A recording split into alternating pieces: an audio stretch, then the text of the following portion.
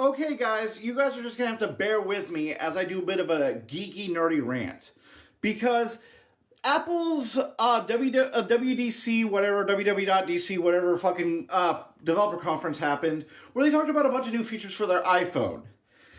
And one of the new features that they added was scam protection, or spam protection for calls, where the phone can detect if the call is like spam and just forward it directly to your voicemail, which is something that Android phones have been able to do for well over 10 years.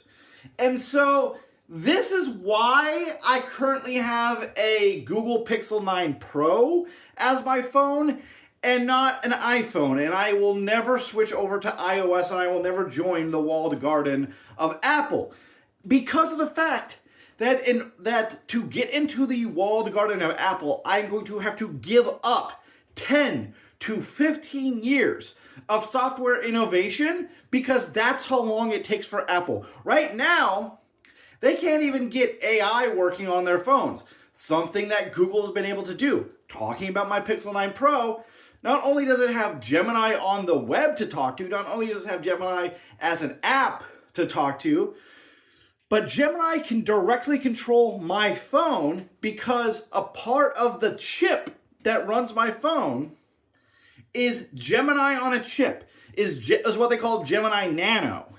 It allows Google Gemini to directly control all of my phone on a local hardware level, and also run processes on a local hardware level. Something that currently Apple is saying is impossible to do on their iPhones, even though they have much more money to play with than even Google.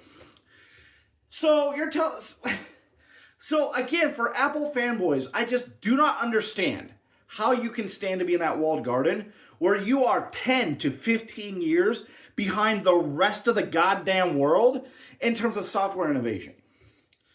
I don't know how you can do it. And you call it quality. It's not quality. It's usually less quality than everything else, because again, even if I were to get an iPhone, I would not use Apple Maps. I'd still use Google Maps, because it is far better and has far more features than Apple Maps ever will have.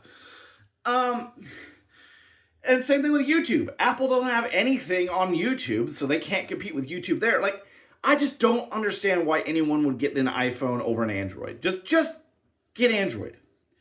Get Android, and can we please kill Apple?